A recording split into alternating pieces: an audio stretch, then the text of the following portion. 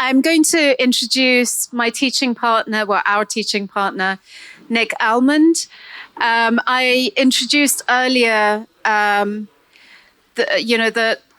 the way that we are framing the commons, or the new commons, I would say, being pretty much what James was discussing around the distinction between the public as the open for all and the commons being really the community sphere and having a permeable boundary, if you like.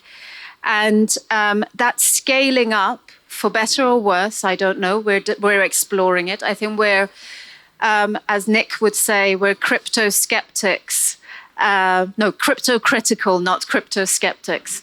So I really wanted him to present this because we're trying to see if that scaling up that James was talking about, and it has to be from the bottom up, the peer-to-peer blockchain technologies, whether it's crypto or not, at least the technology is something that could lend itself. But so without further ado, Nick, who also runs and is founder of Factory DAO, Decentralized Autonomous Organizations. Thanks, Ranj. Okay, can you hear me? 1, 2, 1, 2, 1, 2. Okay, we're on. Hello, team. Hi, everyone. Yes, I'm the crypto guy. Taranj introduced me the other day as a Web3 guy with a conscience, which explains why I've had such a terrible time in this industry. So yeah, what I thought I'd do is the best, most sort of like highest value thing I can provide to you is a kind of no nonsense update on whether this is all a scam or not. So yeah, I'm going to tell you, so who has no idea what crypto is or a blockchain? Oh, only a couple. Nevertheless, I'm starting at what is crypto and a blockchain. Why this might be applicable to the commons. I know Louise sort of brought some skepticism as to whether this was a good thing to even talk about the commons area with. I think it is, and I'm going to say why, but we should also be very careful with it. I'm going to say why as well. Give you a kind of update on the state of crypto and public goods funding, and a range of mechanisms that have emerged out of that field over the last few years, and potentially some risks and opportunities that come with this. So the question is like, what is crypto? And I think that's an interesting question right now, primarily because crypto is kind of going through an identity crisis at the moment. I've been in crypto for a long time. I used to teach cryptography. I was in crypto when it was crypto and not what it is now. And it emerged out of a kind of philosophy, which was activist, right? And it was about protecting privacy, and it was emerged out of a philosophy that the state overreach is incredibly dangerous for humanity, and privacy technologies were the way in which, and cryptography was the way in which you could shield yourself from being dominated by the state. So the cypherpunks were originally what started this off. And I can see they were called rebels with a cause. This is kind of famous Wired article in the first crypto wars, which is when the state tried to brand cryptography as a weapons grade munition. And the original cryptography was deemed to be basically illegal. But it was open sourced and proliferated because it's basically just numbers. Julian Assange said that the universe believes in encryption. And it's a thing that's kind of buried into the fabric of the universe, and it allows us to be able to manipulate numbers, to be able to convey information in a private fashion. But broadly, it's in a bad way. I think one of the things that James was talking about is, can we have like a planetary institution or a planetary governance system? Blockchains are planetary systems. They're a superset to the state. Ethereum and Bitcoin blockchains, for example, exist supranationally. They are planetary systems. I often call themselves sites of planetary thinking, or rather they could be, but they've been completely captured.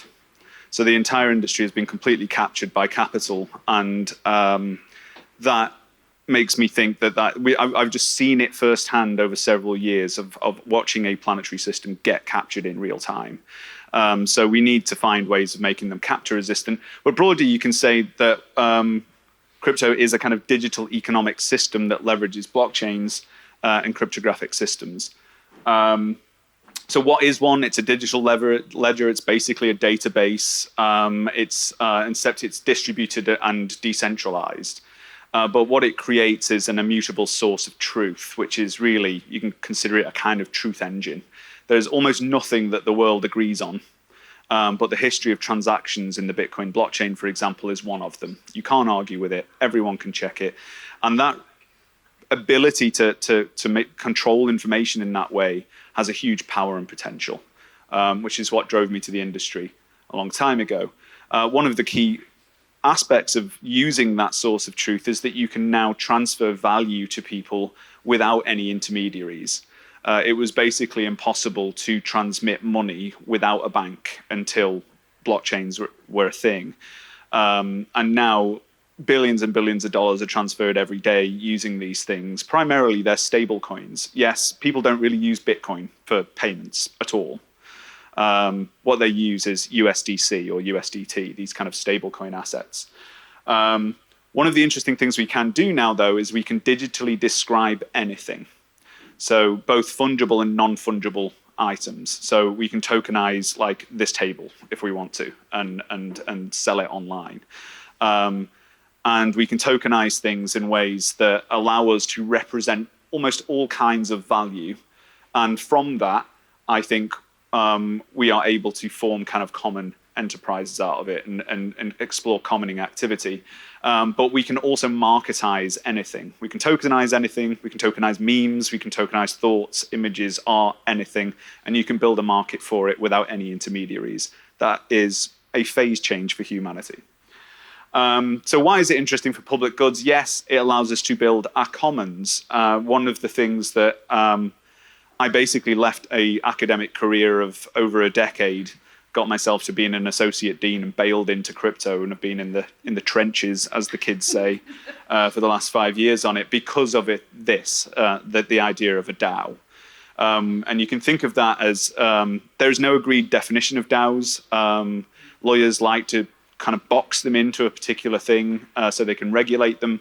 But really, it's a kind of very amorphous concept that there's no agreed definition of. It's very fluid. It's a real-time innovation frontier that no one really agrees on because it's evolving and people like myself are inventing new kind of technologies for how to do this.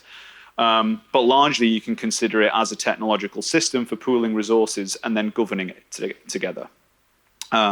My definition of a DAO is it's a system that has 3 elements. Decentralization, meaning that power is distributed to as many people as possible. Autonomous, meaning it's self-governing. Sometimes people think it's because it's like automated. They will end up automated because they'll be run by AIs, but automated being their kind of like self-governing systems and their organizations in that they do something. So yeah, and the interesting thing about this is that you can do this without anyone's permission. We could all throw money into a pot together right now if we wanted to, and no one could take it from us. We'd be able to control it and outside of any system of process. Why is that important now? Well, the world's a bit of a mess, isn't it? And we are potentially in danger by hoping that the institutions of old are going to allow us to do what we think is a good thing, right? There are many things that could switch to being, that's communist activity. It's Reds under the bed time again. Someone said, is that communist? I think the chap who's owning things together is a communist activity. I get branded a communist all the time. And I say, no, I'm a communist, which confuses people more.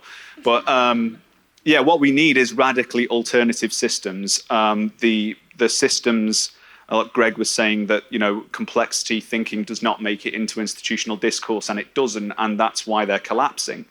They're trying to do things that are beyond their capabilities. They're trying to scale into a level of complexity that hasn't scaled past the bureaucratic mindset that they had in the 70s. So they're collapsing. The banks are in trouble. They're heavily fractionalized, and if critical financial systems are fully reliant on these centralized entities that you can't see inside, that's a huge systemic risk to society. So we need to find ways of coordinating ourselves and governing ourselves outside of existing systems. 10% of the councils in this country are bankrupt. It's going to be 25% in the next 2 years. People are going to have to, out of pure necessity, coordinate themselves and figure out how to get things done. That's why I think this technology is important. In fact, it's necessary. And in fact, they can be anti-fragile, distributed, bottom-up, an entirely different paradigm of the way that we organize currently. However, crypto has not lived up to any of these promises whatsoever. It's been 15 years since the Bitcoin Genesis block. You could say there was an industry around this stuff maybe like 9-10 years ago, but it's now a $3 trillion market. Anyone who was holding crypto in 2020 is up 1,500% on their holdings, unless any of the fly-by-night cryptocurrencies that disappear in like 3 months flat. In fact, 3 months was good. The average cryptocurrency lasts less than a day now. People ask me, is crypto a scam? All the time. And actually, if you look at the statistics, 97.7% of cryptocurrencies go to zero, and in fact are scams. A recent system called Pump.Fund, which has issued the most currencies this year, about 50,000 a day, 99.3% of those are scams. So if you round up, then yes, crypto is a scam. And the reason why that is that most of the good stuff died in about 3 or 4 years ago when a man called Sam Bankman-Fried held everyone's crypto in a centralized venue and stole it all. That caused the entire industry to crash. And anyone who was trying to build anything decent and good in it basically went to zero and left. And the only thing that emerged out of it was these very speculative meme coins. There is a very grassroots movement in crypto, although there was. And it was people who were launching these kind of meme currencies. You know, there's no need to build anything. It doesn't have any value other than let's all just play with this thing. And it developed a grassroots community. Interestingly, completely captured now, and by presidents. We've had 2 global leaders launch a meme coin in the last few months, which is unbelievable, and they were all insider scams. The president of the United States launched a pump and dump. It's insane, but that's where we're at. There's still no real apps, and everything's all of this kind of like completely speculative stuff. Why? Because it's been captured. The kind of capital that runs the industry and funds everything comes down to about a dozen or so venture capital funds. And they only fund things that they can flip for $10 billion on day one. An app, you can't flip for $10 billion, so it doesn't get funded. So there's a complete like dearth of useful stuff in crypto. It doesn't mean that there is no potential to this stuff. It's just kind of a bit broken. So why is there then, if it's all of this scammy stuff, a kind of like public goods narrative in this space? Why is the commons narrative there? Well, it arose kind of out of need. In 2018, in one of crypto's frequent bear markets, and Greg talked about the low quality of the money and its lack of like reference to real world causes it to be kind of hyper volatile. And in 2018, Ethereum was basically broke, which is the main smart contract blockchain, the kind of one after Bitcoin that's the second biggest asset in the world. And they set up a DAO to fund itself. And it kind of led with the narrative of Fund Ethereum 2.0 and Common Goods now.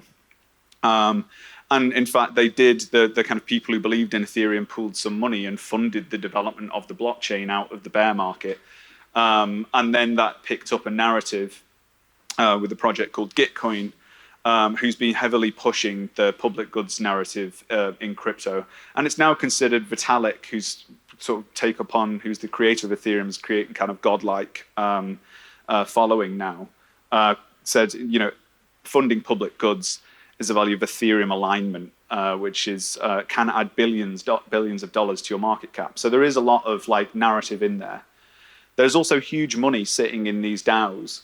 There has been as much as like $25 billion sitting in DAO treasuries waiting to be issued for various things, and public goods funding is a narrative. This is from today. These are the sort of top end blockchains. You know, there's a few above this, but yeah, there's $2.2 billion sitting in Optimism's treasury.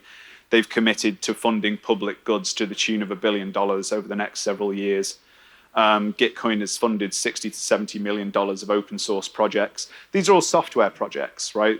Like, I'll show you some of them in a minute, but this is not perhaps what we would consider public goods in our language. But they are, in a sense, that they're open source software projects that are funded by these things. Now, there's 70 more of these blockchains coming in the next year or so, and all of them have committed to funding public goods. Sort of. It's a little bit more tricky than that. But in essence, there is a new design space for funding mechanisms that has emerged in cryptocurrencies, primarily because you can consider crypto to be programmable money. And smart contracts are these things which are essentially programs that run on a shared computer that everyone in the world sees. And with them, you can build out these interesting mechanisms that allow you to raise money and distribute money and control money that have never existed before. You can literally sit down. I've done this. I've made 4 or 5 of these things. You can sit down with a competent developer or develop them yourself and launch a new funding mechanism, and no one can stop you. So you can think of these things as logic gates for money. And the logic can be human input. So we could form a community, if you like, of decision makers and control a pot of money and distribute it based on our social consensus. I think this remains one of the most interesting frontiers of finance and funding technology in the world, and will remain to be so. None of this is going away, despite how disastrous a state it is in at the moment. It is going to be a feature of society from now on. So I'm going to go through a bunch of these mechanisms. Crypto does this thing where it speed runs every single mistake that has ever happened in finance at the speed of light. We're doing the same thing with organizations and grants, and we're basically making every mistake every grant giver has ever made. But we do it in public. So we do it much quicker because people see the mistakes and then we iterate past them quickly. But largely the standard way a DAO works, and this was a latest proposal on a network called Scroll, which is basically let's fund some research to find out what we should do. Someone makes a proposal. The token holders in that DAO vote yes or no on it, and the money comes out of the DAO. There's a kind of backlash against a lot of this at the moment because the decision making is low quality. They kind of say yes to everything, which means that people just like grift the treasury and like largely they've kind of retreated to centralization to stop proposals going up. So it's now very, very difficult to get a proposal into a DAO. They've centralized that to like centralized entities behind the scenes. And largely, having just gone through this several times, it's a kind of fait accompli. Any vote that goes up, they're already pre-agreed before they go up these days. So it's kind of retreated to centralization, but a classic grant is one of the ways that you can use these things. Another one of these things is kind of more milestone-based funding. We're developing a system that will use basically clear and open Oracle data, which is basically just a data source to programmatically unlock money to people as it's being done. So if you can say, I'm going to go and plant 1 million trees, we can release money to you every 10,000 trees. As long as you can prove that you're planting the trees. And in fact, people are doing like tree DAO and planting trees for money and doing exactly that. So yeah, that's very interesting. And in fact, because blockchains are so open and public and transparent, we can build these literally automated mechanisms that will release money programmatic to people. But of course, this is, not everything that can be counted counts, and KPI, unlocks is just one level of this. One of the things that I'm incredibly interested in is quadratic voting. And James talked about we have the technology to launch planetary level decision-making systems. That is the thing that I've been working on for many years now and I'm very interested in. In fact, the whole conversation we've been having about subsidiarity today, I think, I've been chasing for a long time. And this idea, but essentially, if you give everyone one person, one vote, you fall into the kind of tyranny of the majority. They're not particularly like nuanced decision making. Quadratic voting is this idea that you can vote more than once on something, but it costs you more the more you vote on it. So I built this system called an app called Voice, where we break down the problems into their kind of, I'm working on this idea called semantic governance, where we break ideas down into their meaning, essentially hashtags, and people can vote on them with quadratic voting and sort this by preference. And what we find out is it's a very emergent way of discovering what issues people care about. And essentially you get this kind of like sorted list of preference. A DAO basically starts as a blank slate. The first thing we need to do is figure out what we're going to do. The project I've been trying to get off the ground is London Voice. My idea being that we can build a very local extra institutional governance system, which is just the people of London. They articulate what they care about, and then we build an AI agent that represents them and they can govern it. So from that, you might be able to scale up to meta-level structures, right? So we just do in fact, we're doing lots of local areas in London, then we're going to aggregate to London and scale up to national, maybe. Getting the money for this kind of thing is difficult. So yeah, another a version of this allows you to do match funding with crypto, which basically means if I donate $1, I'll get matched for $1. But if I donate $5, I'll get $25 matched to it because it's quadratic funding, but with money. And that's a really interesting mechanism, probably the dominant public goods funding mechanism in crypto at the moment. There's another one called retroactive public goods funding. These are the payouts that happened in the last RPGF round in Optimism. They actually gave out grants to the tune of about $100 million in March last year. And these are all like open source software libraries, essentially. The idea is that you kind of set up an ecosystem, people converge around it, and then they distribute money out to the people who've done high impact things. They have a kind of council of judges, and it kind of works. The problem is that you have to work for free, and maybe you get paid. And when you do get paid, you get the money in 12 months' time in a volatile cryptocurrency that might have gone to zero by the time you get it. So again, not ideal. Even more wacky, you may have seen prediction markets go a bit viral during the election. You can now vote on whether, you can have a bet on whether World War III is about to start. But you can use it for things like public goods funding because you can get people to predict on whether which project is going to have the most impact on something. And you can basically bet on two realities. Is this value of this thing going to be better if this proposal passes or not? This is the way you can marketize anything. There's a huge desire to move all of DAO governance into futarchy at the moment, mainly because if you've got enough money, you can decide every decision, which is why people like it. It has some value, but I'm a little bit worried about where that one goes. Harbinger taxes. I built a bunch of smart contracts for Harbinger taxes. Very interesting idea. It moves the world into partial common ownership. And it's the idea whatever item you have is always on sale. You declare the value of it. So it has a value and someone can buy it at any time. This was an art project done by a guy called Simon de Louvière called This Artwork is Always on Sale. And it's basically an NFT that anyone can buy at any time, and the artist receives a 5% tax of whatever the value is of the item at any time. People have tried to extend this idea into like property. It's a kind of Georgism revisited idea that allows us to bring land value tax in. And if we're ever going to do UBI, it's going to have to be something like that. Real world assets. This is one of the things that Taranj and I are super excited about.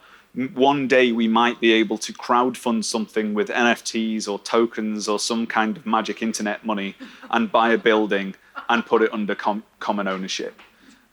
we can now link things to real world assets.